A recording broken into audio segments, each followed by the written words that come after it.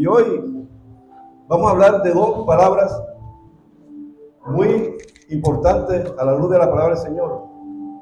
Una es proteger y la otra fortalecer. Dos palabras que usted la va a encontrar expresada de muchas maneras a través de toda la Escritura. Proteger y fortalecer. Y hay dos personajes que marcan precisamente estas dos palabras. Una vez estaba uno de ellos, de estos dos personajes que actúan de manera independiente a la luz de la palabra, de lo que nos enseña, estaba en el palacio real porque servía al rey. Y al parecer era un hombre de rostro alegre, muy abierto, espontáneo, da a entender eso la palabra del Señor. Pero ese día este hombre llegó triste, llegó acongojado y no hablaba como antes. Y el rey se dio cuenta. Y el rey le dijo: ¿qué te está pasando? ¿Qué te sucede? ¿Qué te sucede? ¿Qué te está pasando? Y él le dijo: ¿cómo no voy a estar triste si la ciudad de mis padres ha sido destruida? Sus muros han sido destruidos, sus puertas han sido quemadas. Gloria sea el nombre del Señor. Este hombre era Nehemías, ustedes recuerdan, y nos vamos a ir por allá al libro de Nehemías y también vamos a leer el otro personaje que es Esdras. Y ahí se desarrolla una historia bonita de reconstrucción para protección. Gloria sea el nombre del Señor. Hoy vamos a hablar de eso, de protección, de fortalecer, de edificación. Pero vamos a iniciar no con Nehemías, vamos a iniciar con Esdras, que fue otro personaje que vivió también. Vamos a leerlo, Esdras, ubíquese en el capítulo 1 de Esdras. Pero antes déjeme decirle que este personaje, Esdras, vivió en la época del rey Ciro, un rey de Persia, del imperio persa. Persia, para ubicarlo un poco mejor, usted oirá en estos tiempos de guerra que hay un país que está detrás de todo esto, que es Irán. Irán es el mismo Persia de la antigüedad. Irán es el que está financiando toda esta guerra contra Israel. Está financiando a Hamas, a todos esos grupos, Hezbollah y demás grupos que están combatiendo contra Israel. Irán es un pueblo que siempre ha atacado al pueblo de Dios. Recuerde la época de, esos fueron los babilonios que llevaron en cautividad a todo el pueblo de Israel. Pero este Ciro, a pesar de que era un rey persa, tenía una característica. Él era un rey que conquistaba mucho, su imperio se extendió muchísimo. Y él, la característica era que él respetaba las costumbres y las religiones de los pueblos que él conquistaba. Y el Señor le agradó eso. Por eso el Señor toca el espíritu de este Ciro y lo despierta su espíritu y hace que él decrete la construcción, la reconstrucción mejor del templo de Jerusalén, que había sido destruido. Entonces, ahí entra este personaje Esdras, que Esdras, a diferencia de Nehemías, que era el copero del rey, Esdras era un sacerdote, un escriba. Y Esdras, en vez de iniciar de una manera inmediata la reconstrucción del templo de Israel, lo que hace es restaurar el altar y el culto. Fíjese usted, enseguida no comenzó a reconstruir, sino primero le dijo: pues vamos a hacer un altar al Señor aquí, me imagino que a la intemperie, porque no había templo precisamente, y vamos a hacerle un culto, un servicio al Señor, y ahí comenzó. Vamos al libro de Esdras, capítulo 1, versículo 1. Dice la palabra del Señor: hoy es un día de bendición para nuestras vidas. ¿Cuántos lo creen? Amén. Dice la palabra del Señor: en el primer año, estoy en Esdras capítulo 1, versículo 1. En el primer año de Ciro, rey de Persia, para que se cumpliese la palabra de Jehová por boca de Jeremías, despertó el espíritu de Ciro, rey de Persia, el cual hizo pregonar de palabra y también por escrito,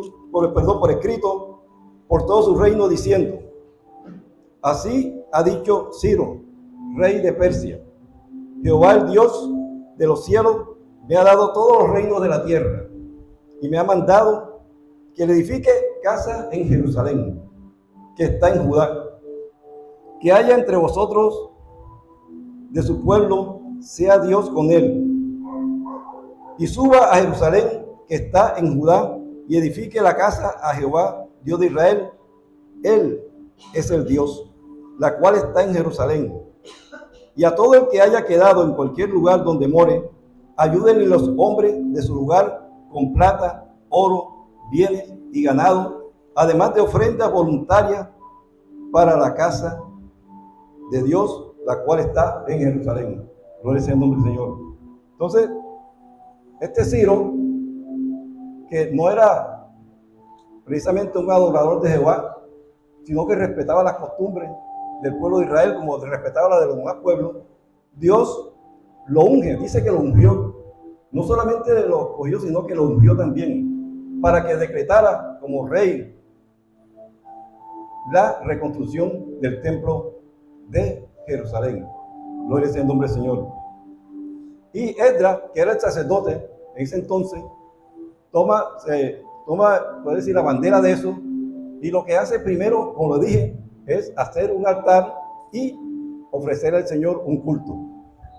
Eso es bien importante lo que tengamos en cuenta. A veces nosotros vamos a aprender alguna labor buena, por buena que sea, y antes no alabamos al Señor, no le pedimos su guía, sino que procedemos. Y vienen muchas veces los fracasos, porque nosotros tenemos una lucha que es espiritual, y no podemos nunca desconocer eso como cristianos. El enemigo siempre va a tratar de entorpecer los planes que Dios tenga para con nosotros. Y si damos cabida a eso, el enemigo aprovecha. Entonces, este personaje Esdras es bien importante por lo que representó para la reconstrucción del templo. ¿Sabe lo que representa la reconstrucción del templo? En esta época, el templo, en estos instantes, en este día, el templo de Jerusalén no está construido. Es más, el sitio donde debe construirse está ocupado por personas que son musulmanas, y eso es un problema, un lío bien grande, y no han podido reconstruir el templo en este tiempo. Entonces, para los judíos es bien importante eso. Nehemías, que es el otro personaje que estamos hoy hablando, fue copero del rey Artajerjes. Y él le pidió a este rey, cuando lo vio triste, como comencé diciéndole, le pidió que lo enviara a Jerusalén para reconstruir las murallas y las puertas que estaban destruidas. Usted sabe que en la antigüedad las ciudades importantes tenían murallas, muros alrededor para protegerse de los ataques del exterior. ¿No es cierto? Entonces, Jerusalén era una de ellas, pero había sufrido ataques y había sido destruida. Recuerde que los babilonios lo habían destruido un tiempo atrás, habían llevado a la gente a cautividad a Babilonia, y la ciudad quedó destruida, desolada, quedaron algunos moradores ahí, pero estaban prácticamente en ruinas y a merced del enemigo. Y este Nehemías toma también la vocería, la bandera para la reconstrucción, la reedificación de los muros, porque los muros son los que dan protección contra los ataques del exterior. Ahora, Esdras está en la tarea de reconstruir el templo, y Nehemías la reconstrucción de las murallas, de los muros y puertas. El templo significa la restauración espiritual del pueblo, y los muros significa la protección también del pueblo. Gloria a Dios. Nosotros, como padres, hablando ahora de la familia, porque hoy vamos a hablar de la familia, como padre o como cabeza de familia, debemos proveer, número uno, protección para la familia, y número dos, fortalecimiento espiritual también para nuestra familia. Es algo que el Señor espera de nosotros como padres, como líderes, como cabeza de una familia. Amén. Eso es bien, bien importante.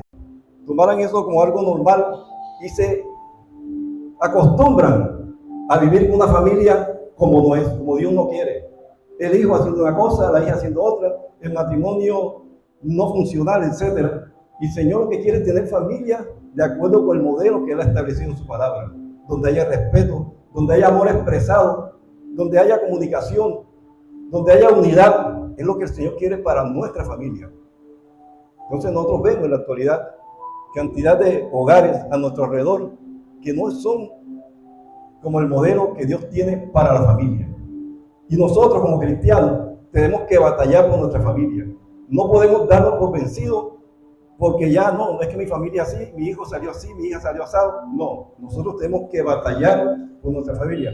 Y no es un mensaje para acusarnos, sino para que nosotros despertemos, así como despertó el espíritu de Ciro y de Ciro el rey, para que decretara la reconstrucción del templo, y también despertó el espíritu de Esdras y de Nehemías. Nosotros tenemos que despertar para luchar por nuestra familia. Hay madres, padres que ya se han dado por vencidos, ya dicen, no, mi hijo ya no tiene arreglo, mi hija ya no tiene componte, como dicen, pero en Cristo siempre hay solución. ¿Cuándo lo creen? Entonces la pregunta es, ¿cómo hacer para proteger a nuestra familia y fortalecerla para que nuestra familia sea restaurada? ¿Qué debemos hacer de una manera práctica? La Biblia es nuestra guía. En la palabra del Señor está todo lo que nosotros necesitamos para seguir batallando con las armas, las herramientas que Él nos ha dado. Amén. Nosotros tenemos que echar mano de lo que el Señor nos dice en su palabra. Gloria sea el nombre del Señor. Ahora, muchas veces los problemas comienzan porque el líder que Dios ha puesto en la familia no ejerce el liderazgo, o si lo ejerce mal. Porque muchos son líderes para lo secular, pero no para lo espiritual.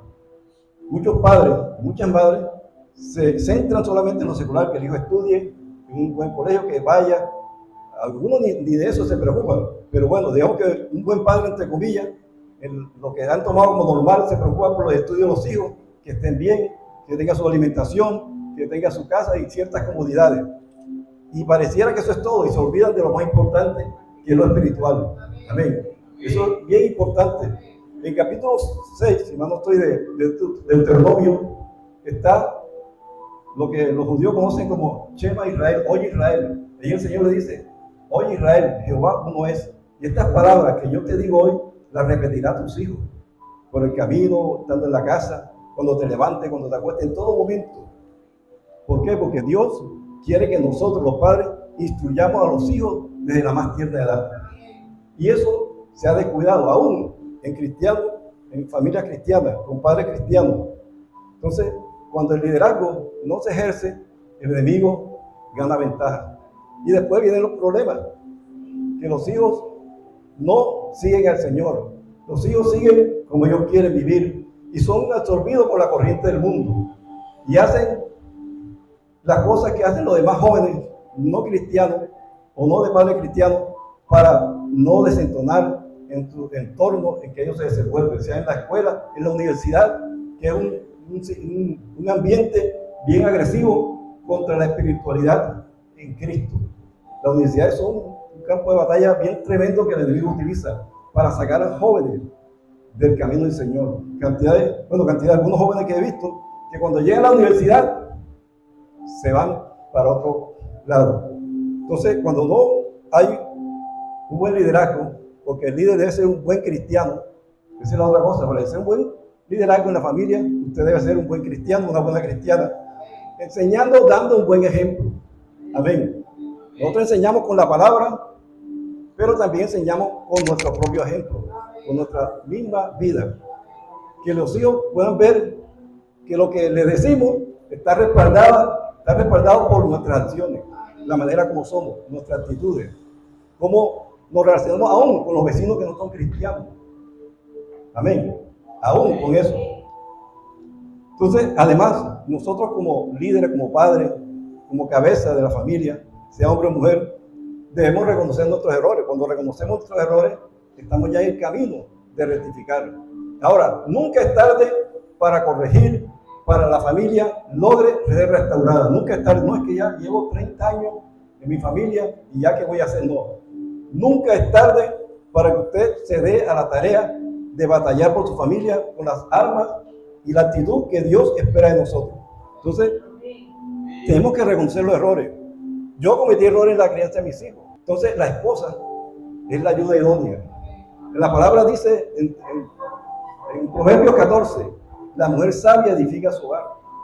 Hay mujeres que cuando se presentó el problema con el marido, también ellas como dicen, se desboronan, hacen lo que no deben hacer y los hijos pagan las consecuencias de un mal liderazgo, de un mal padre, de una mala dirección y también la madre no se mantuvo firme. Cuando la esposa se mantiene firme, cuando el padre flaquea, falla, las cosas son diferentes. Amén. Entonces, por eso, nosotros tenemos que seguir batallando por nuestra familia. No podemos darnos por vencidos nunca. Nunca nos demos por vencidos, mis estimados hermanos y hermanas. Tenemos que batallar porque el Señor fue quien creó la familia. El Señor instituyó la familia. Y el enemigo siempre ha querido destruirla, siempre ha querido destruirla. Porque Dios creó la familia para tener un hogar donde los hijos principalmente se desarrollen de una manera adecuada, conveniente, para agradarle a Él. El enemigo siempre quiere destruir la familia. Por eso, repito, vemos cantidad de hogares que están destruidos. Si no falta el esposo, si no falta el papá, falta la mamá. O los hijos están en malos caminos. O por lo menos no están siguiendo al Señor. Y eso no es lo que quiere Dios. Y nosotros no nos vamos a dar por vencidos. Y al final vamos a estar orando por nuestra familia, porque toda nuestra familia necesita oración. ¿Cuántos lo creen? Entonces, lo importante es que nosotros como líderes también tengamos una buena comunión con Dios. Nuestra relación con Dios debe ser buena para nosotros dar una batalla efectiva. Porque si yo estoy como no es con el Señor y voy a estar batallando por mi familia, no voy a lograr lo que el Señor quiere que logre. Porque no estoy preparado, no estoy en comunión con el Señor, si estoy en pecado, eso no funciona. Entonces es bien claro eso. Esto no se trata, como hemos dicho otras veces, solamente de orar con fe, sino de obedecer la palabra de Dios. Amén. Porque se nos ha enseñado, y disculpe si yo soy reiterativo en esto, el evangelio no se trata solamente de fe, se trata de otras cosas más. Porque tal vez usted le dijeron, no es que usted ya aceptó al Señor en su corazón, ahora usted ore con fe que el Señor le provee todas las cosas. Ahí hay un engaño. Si usted no es obediente, muchas cosas, por mucha fe que usted tenga, no la va a lograr jamás. Porque el Señor, al desobediente, no escucha. El pecador, dice la palabra del Señor, él no la escucha. Amén. Entonces, ore, tenga fe, que la fe, lógicamente, es el fundamento del cristianismo, pero también sea obediente a la palabra de Dios. Entonces, nosotros, para batallar por nuestra familia, debemos también tener objetivos claros. Usted no puede despertarse todos los días a ver qué va a pasar con sus hijos, qué va a pasar con la familia. No, usted debe tener objetivos claros. Para eso debe tener un plan, una idea de qué es lo que usted quiere para su familia. Si se quiere, como utilizan de pronto secularmente, visualizar cómo quiere su familia. Yo quiero una familia donde mis hijos sean verdaderos cristianos, sean obedientes, estudien, se superen, etc. Uno tiene que visualizar eso para su familia. O tener un objetivo claro. Y para eso, para lograr eso, también debemos tener un plan. Un plan, ¿qué hacemos? Porque eso se trata de una lucha día a día, en todos los momentos que nos relacionamos con los demás familiares, con nuestros hijos, con el esposo, con la esposa. Tenemos que ir apuntando hacia ese objetivo que queremos nosotros, para que nuestra familia sea restaurada. Entonces, debemos tener objetivo claro de que no vamos a permitir que nuestra familia siga así. Es una cosa que tenemos que tener nosotros como bien establecida, bien cimentada. ¿No? Mi familia está así, pero yo oraré al Señor para que un día yo me levante y mi familia sea diferente, sea una familia conforme al corazón de Dios. Amén. Y no me daré por vencido, no me daré por vencida. Nunca seré por vencido. No importa que usted lleve orando 30 años y no haya visto cambio en sus hijos, o en su esposo, o en su esposa. Usted tiene que seguir luchando, ser persistente, como aquella viuda que le pedía justicia al juez aquel. Usted recordará aquella parábola. Entonces, lo importante es que nunca usted se dé por vencido, no se dé por vencida. Ahora, ¿qué plan o estrategia está usted siguiendo? Es una pregunta para que su familia sea fortalecida, protegida, restaurada. ¿Qué está siguiendo? Si lo que ha venido haciendo durante años, de estarlo sermoneando, aconsejando, dándole palabras, no ha dado resultado. ¿Qué está haciendo? Si eso no da resultado, tenemos que, cuando las cosas no dan resultado, Bueno, uno puede decir, es que todavía no es el tiempo de Dios, o de pronto no estoy haciendo las cosas como es debido, etcétera. Pero, repito, usted debe tener el deseo que su familia sea restaurada y funcione bien. Es lo primero que usted tiene que hacer, decir, no, yo voy a luchar por mi familia para que mi familia sea restaurada, funcione bien. Restaurada quiere decir volver al estado bueno original. Cuando una cosa es restaurada, es porque se vuelve al estado bueno original. Eso es lo que el Señor quiere con su familia, para que funcione bien y cumpla el propósito para el cual Dios creó la familia. Gloria sea el nombre del Señor. Entonces, mi estimado hermano, funcionando. Entonces, la oración hay que seguir haciendo, sin desmayar, como le decía ahora rato de la viuda que está en Lucas, capítulo 18, muy rapidito ahí, este pasaje, antes de meternos por allá nuevamente con Nehemías y Esdras. En Lucas capítulo 18, recuerde el pasaje versículo 7, solamente un versículo vamos a leer. Dice en Lucas 18, 7, ¿y acaso Dios no hará justicia a sus escogidos que claman a Él día y noche? ¿Se tardará en responderles? Vea lo que dice el Señor. Cuando nosotros somos insistentes, no desmayamos como esta viuda ante el juez injusto que le pedía justicia por su caso. Dice, ¿y acaso Dios no hará justicia a sus escogidos? Está hablando de usted, está hablando de mí, que claman a Él de día y de noche. Vea cómo es, de día y de noche, en todo momento. Uno con la mente en los hijos, en la esposa, en el hogar, en la familia. ¿Se tardará en responder? La respuesta es obvia, no se va a tardar en responder. Entonces, ¿por qué ha tardado en su caso? Recuerde, y eso me trae a la mente lo que sucedió con el pueblo de Israel y el profeta Elías. Recuerde que Elías en una época estaba orando con un buen propósito para que el pueblo de Israel se volviera a Jehová, porque recuerde usted que el pueblo de Israel siempre andaba de tiempo en tiempo en dos aguas. Creían en Jehová y creían en los Baales. Creían en el otro ídolo. Y entonces Elías comenzó a orar y era el único profeta que quedaba, porque los demás habían sido muertos por Jezabel. Y Elías oraba y llevaba más de 3 años orando y el Señor no respondía. Y en una ocasión el Señor le dio la instrucción a Elías qué debía hacer. Y Elías hizo similar como hizo el sacerdote Esdras en los tiempos del rey Ciro y del rey Artajerjes, que Elías lo primero que hizo fue restaurar el altar que estaba derribado, que estaba destruido. Fue lo primero que hizo, ¿no es cierto? Lo restauró, hizo cavar una zanja, puso la leña, puso el animal del sacrificio, mandó que le echaran agua, símbolo, todo eso de cosas que van al campo espiritual. El echar el agua significa palabra en abundancia. Recuerden, lo mandó a hacer 3 veces, 4 cántaros, si mal no estoy. O sea, 12 cántaros de agua, o sea, en abundancia. Decía que el agua mojó todo y llenaba la zanja. También partió el buey en pedazos, que es símbolo de morir a la carne, morir al viejo hombre. Y también hizo prender la leña. El prender la leña significa el Espíritu Santo avivado en nuestras vidas. Amén. Hizo todo eso. Y después que hizo eso, después que llevaba más de 3 años orando y que el Señor no respondía, una oración que duró menos de 1 minuto, el Señor le respondió. ¿Por qué? Porque había hecho cosas que no había hecho antes. Vean la importancia no solamente de creer, porque Elías era un hombre de fe. No es cierto, lloraba fervientemente, dice la palabra del Señor, pero el Señor no le respondía. Porque no solamente se trata de fe, mis estimados hermanos, sino también de obediencia. El Evangelio es fe, obediencia y otras virtudes más que están reseñadas en la palabra del Señor. Entonces ese evangelio incompleto no funciona. Y de pronto eso es lo que usted está aplicando a su familia. Un evangelio incompleto, luchando con armas que no son las adecuadas tal vez. Y entonces no tiene resultado. Pero este Elías hizo cosas que no había hecho antes. De pronto usted va a tener cosas que no había hecho antes en su familia. De pronto usted va a tener que decir a los hijos, venga acá, hoy nos vamos a reunir, tal día nos vamos a reunir, vamos a hacer una reunión, vamos a hacer una comida, pero vamos a orar y vamos a poner una palabra. Usted tiene que aprovechar esos espacios.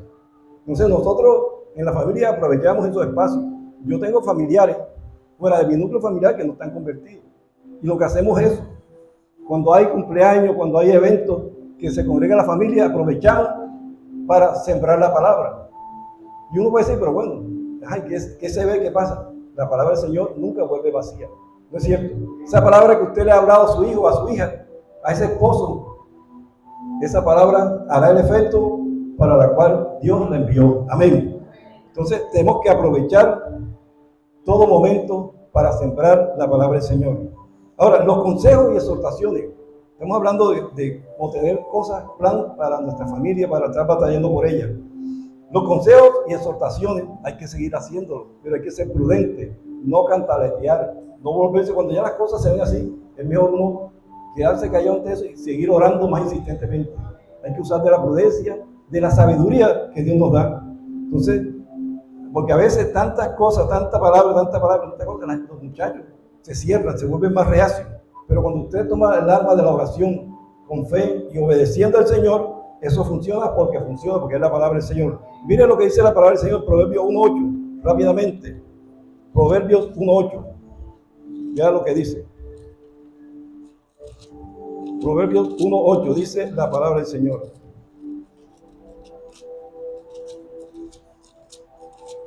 Dice: oye, hijo mío, la instrucción de tu padre. Ya lo está hablando aquí a los hijos. Oye, hijo mío, la instrucción de tu padre, y no desprecies la dirección de tu madre, porque adornos de gracia serán a tu cabeza y collares a tu cuello. Amén.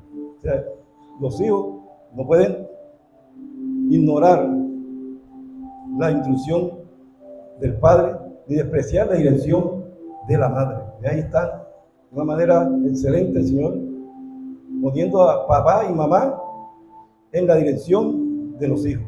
Eso es lo que el Señor nos manda. Ese es un trabajo en equipo. El padre es la cabeza, como todos sabemos, pero la esposa es la ayuda idónea.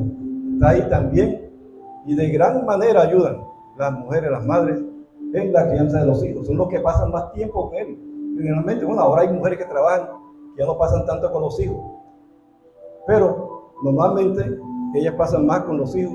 El hombre sale a trabajar y ellas están allí, instruyéndole, atentas a todos los detalles, y eso es bien importante. Entonces, consejos y exhortaciones hay que seguirlo dando, pero sin llegar al campo de ser cantaletero.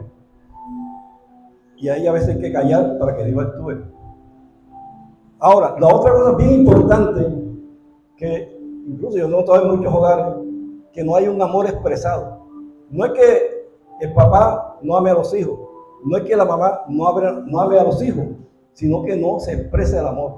Eso es como usted tuviera 1.000 millones de pesos en el banco y nunca los utiliza. De nada le sirve. Pasando necesidad, pasando con plata en el banco, así es el amor que no se expresa. Usted tiene amor por sus hijos, expresa el amor. Ahora, no se trata de ser salamero ni falso, sino el amor como se puede expresar en actitudes, en gestos, en palabras, en atenciones. Amén. Esa es la expresión del amor. El amor tiene que ser expresado. Yo he visto hogares, lo he visto de cerca, donde el papá es muy seco con los hijos. Nunca hay una expresión de afecto, de amor. Igual la mamá, algunas madres, porque no todas, se ven con menos frecuencia, pero el padre sí. Muchos papás son secos, distantes, sin amor expresivo. Y eso perjudica la crianza de los hijos. Eso le hace daño a los hijos, porque los hijos necesitan amor expresado, que sientan que su papá le ama, que su mamá le ama. Y así no tendrá que buscar ese afecto en la calle, donde está el peligro, donde muchos caen en la trampa del enemigo, porque no hay un amor expresado dentro de las cuatro paredes de la casa. Eso es bien importante, que expresemos el amor a nuestros hijos, a nuestros familiares. Entonces, eso es una falencia, una falla bien grande, un amor no expresado. Miren lo que dice 1 Corintios capítulo 13, que conocemos que es por excelencia el capítulo del amor, que muchos se lo saben hasta de memoria, pero vamos a repetir aquí unos versículos. 1 Corintios capítulo 13, versículo 4 al 8, vamos a leer rápidamente. Dice la palabra del Señor. 1 Corintios, vamos a leer del versículo 4 en adelante. Dice, el amor es sufrido. Miren lo que pasa cuando un padre o una madre ama a sus hijos, ama a su hogar, su familia. El amor es sufrido, es benigno, o sea, no le hace daño a nadie. El amor no se envanece, no hace nada indebido. Estamos en 1 Corintios 13, 5. No hace nada indebido, no busca lo suyo, no se irrita, no guarda rencor, no se goza de la injusticia, mas se goza de la verdad. Todo lo sufre, mira todo lo que dice, todo lo sufre, todo lo cree, todo lo espera, todo lo soporta. ¿Sí? Madres que sufren por sus hijos porque los aman. ¿Quién se va a aguantar un hijo desobediente que anda en mal camino? Su madre. ¿Y quién lo soporta? Por el amor que le tiene. Por el amor que le tiene. Entonces, ese es el amor que hay que expresarle a los hijos.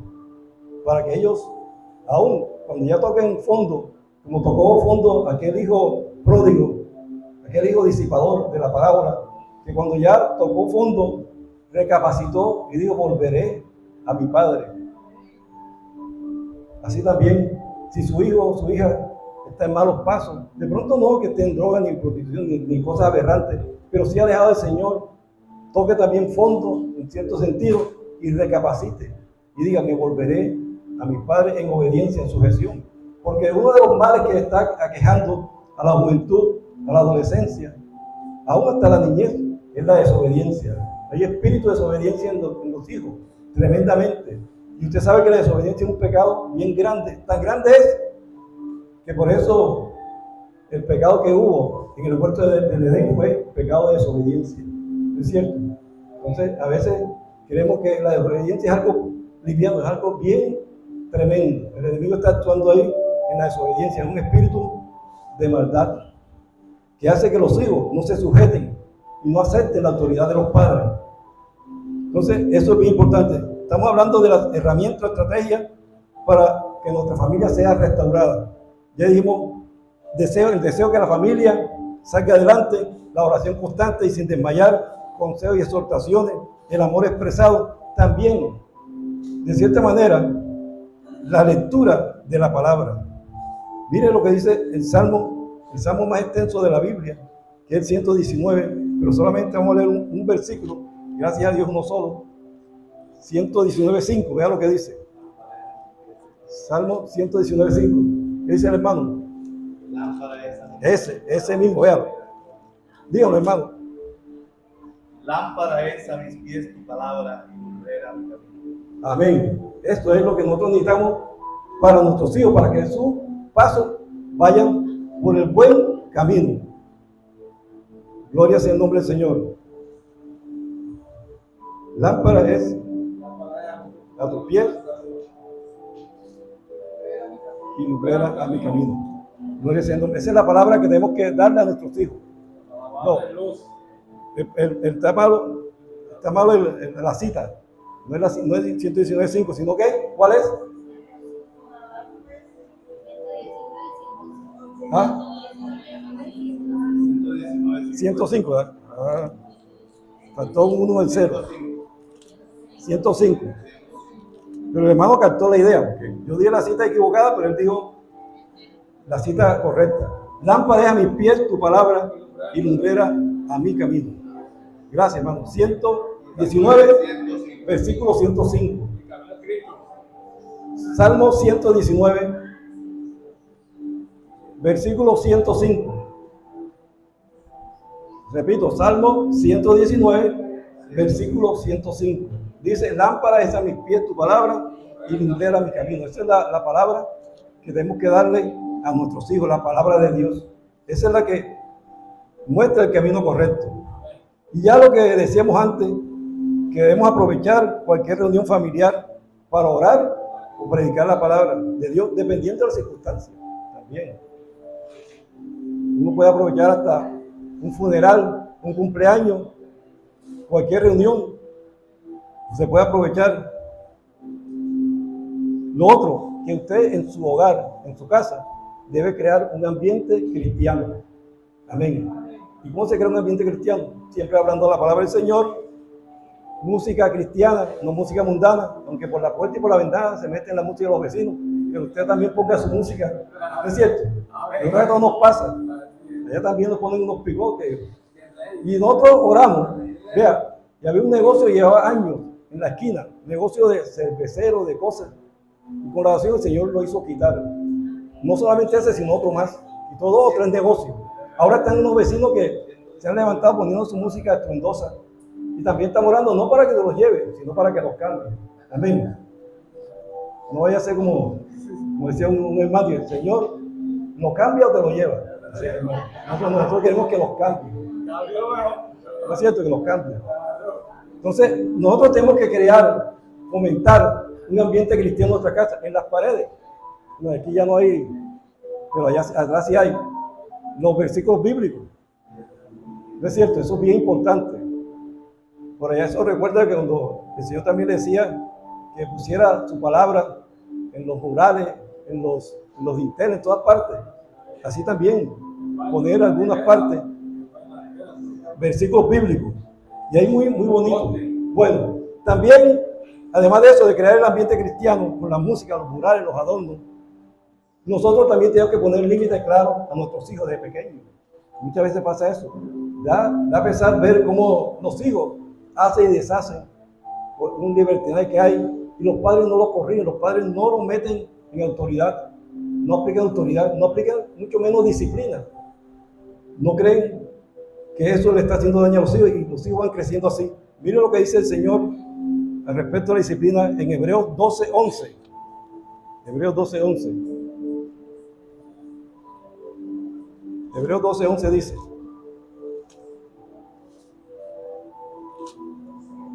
dice la palabra del Señor. Es verdad que ninguna disciplina, Hebreos capítulo 12, versículo 11. Yo a veces digo rápido la cita y... Bueno, pero ahora lo digo suave. Hebreos capítulo 12, versículo 11. Es verdad que ninguna disciplina al presente parece ser causa de gozo, sino de tristeza, pero después da fruto apacible de justicia a los que en ella han sido ejercitados. Oye, generalmente a uno no le gusta que lo corrijan, el ser humano no es así. Yo sí, ya cristiano y yo como estoy, a veces me molesta que mi esposa me corrija, porque yo tiendo a ser desordenado en ciertas cosas del hogar, de dejar las cosas aquí, de por allá, cojo un mueble y lo ruedo para allá y queda. Entonces cuando ella me dice, porque te lo digo, si tiene razón, pero uno como ser humano no le gusta que lo corrijan. Entonces si no le gusta que lo corrijan, haga las cosas bien, ¿no es cierto? Entonces eso es así, ¿no es cierto? Entonces, pero así somos nosotros. Y los padres tenemos que poner los límites a nuestros hijos.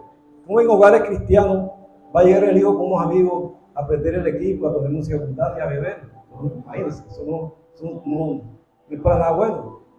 Una reunión con los amigos, los compañeros de la universidad, tiene que ser una reunión, de pronto los compañeros no son cristianos, está bien, por eso usted no va a cerrarle las puertas, pero se hará una reunión donde no habrá esos elementos que desdicen de un hogar, de una familia cristiana.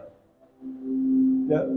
Estarán estudiando, estarán hablando cosas de jóvenes, pero no haciendo lo que hacen en las otras casas donde no está Cristo como centro del hogar. Nosotros tenemos que crear ese ambiente en nuestro hogar, que cuando alguien que no es cristiano llegue a nuestra casa, sienta un ambiente diferente, ¿no es cierto? Y puede decir, yo cuando llego aquí, no me quiero ir, porque aquí se siente un ambiente sabroso. Así, ¿no es cierto? No sé si en tu casa han dicho así, cuando alguien llega. ¿No es cierto, hermano? Eso es lo importante, porque ahí está la presencia de Dios, está el Espíritu Santo ahí.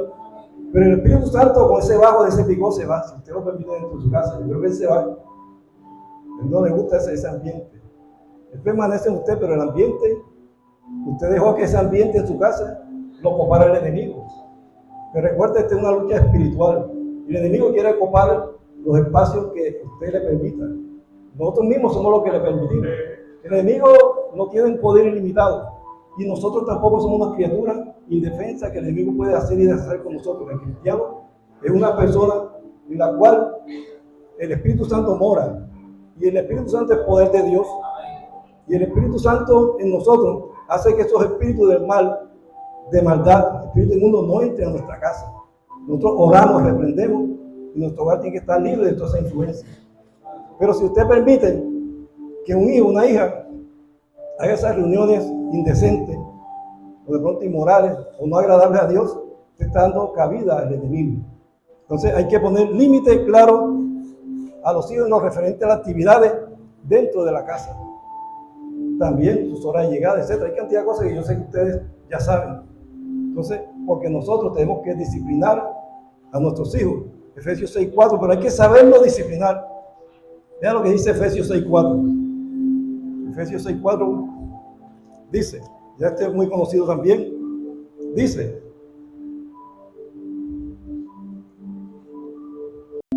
Efesios 6:4 dice, y vosotros padres, no provoquéis a ira a vuestros hijos, sino criadlos en disciplina y amonestación del Señor. O sea que hay padres que no saben disciplinar a los hijos. Vean cómo dice el Señor, vamos a repetirlo. Vosotros padres no provoquéis a ira, porque hay padres que al tratar de corregir, de disciplinar a los hijos, lo ofenden. Y esto no se trata de ofenderlo, sino de enseñarle, de mostrarle por qué tan mala la cosa. Yo una vez me sorprendí que un padre estaba corrigiendo a un hijo, un niño pequeño, y el pequeño estaba haciendo las cosas malas. Y cuando el papá le explicó, el niño dijo, ya entendí. A veces nosotros castigamos y no explicamos. Y a veces el castigo es excesivo, desmedido. Y eso lo que hace, trata de destruir al muchacho, al hijo. Nosotros la corrección debe ser para edificación. Amén. Corrección sin amor causa destrucción. Amén.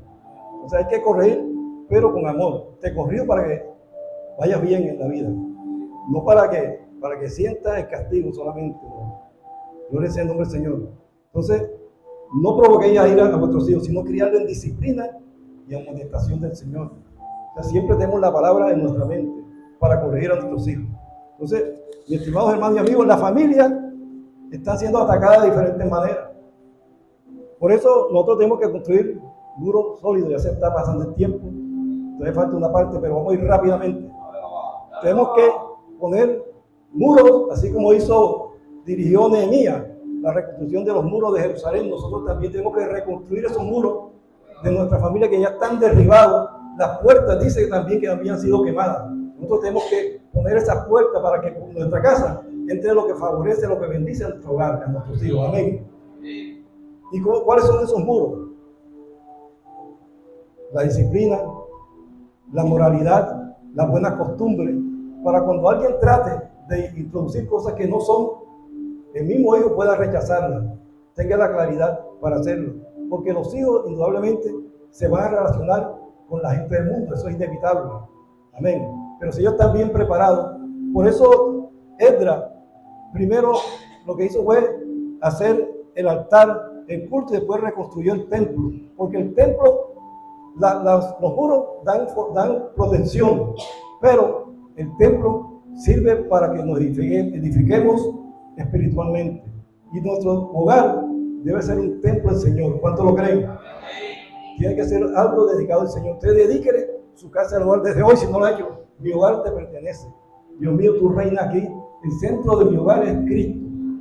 Amén. Y lo que está pasando ahora malo con mis hijos, con mi familia, se tendrá que acabar un día en el nombre de Jesús. Y usted tiene que decir, yo voy a estar orando todos los días con fe y te voy a obedecer tu palabra. Y seguiré luchando y no dejaré de hacerlo hasta cuando vean lo que quiero en mis hijos. Y aún viéndolo, seguiré orando por ellos. Porque el enemigo también a veces vuelve, como dice la palabra, para ver si encuentra la casa adornada y vacía. Nosotros necesitamos tener la casa adornada, pero llena de la presencia del Señor. Amén.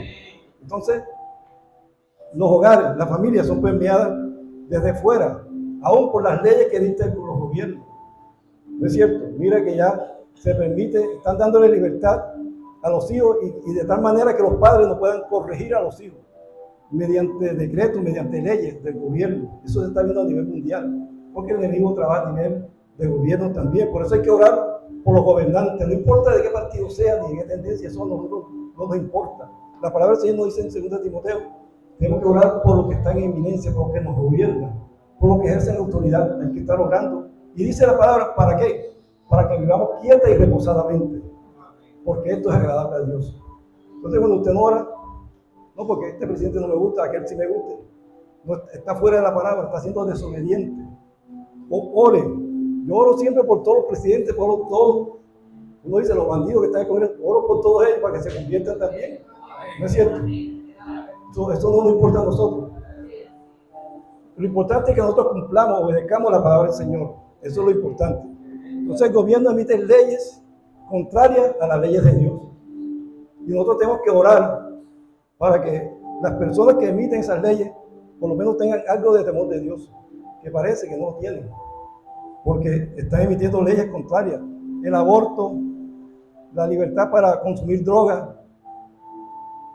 el respeto a las minorías, entre comillas, que es un irrespeto a las mayorías, porque se malentiende ese respeto a las minorías y se aplica como no es. Entonces, los homosexuales pueden hacer sus actos inmorales en los parques donde están los niños jugando, porque no, ellos tienen libertad. No, eso está mal. Entonces, con el supuesto respeto a las minorías, se están vulnerando los derechos a la mayoría, y eso no es democracia. Entonces, el Señor lo que quiere es que nosotros sigamos orando, para que nuestras familias, nuestros hogares, no sean permeadas por estos males. Entonces, mis estimados hermanos y amigos, el tiempo se agotó. Cuando Dios lo permita, seguiremos profundizando en estos temas que son tan interesantes, tan importantes para nosotros, para nuestra vida, porque nuestra familia no puede seguir así. Si su familia está trabajando, viviendo de una manera como no es, usted debe seguir batallando por su hogar, por su familia, por sus hijos, por su esposo, por su esposa y también por aquellos familiares que están fuera del núcleo familiar. Gloria sea el nombre del Señor. Vamos a poner sobre nuestros pies y vamos a estar orando por la familia, para que nuestras familias sean restauradas en el nombre de Jesucristo de Nazaret. Gloria sea el nombre del Señor.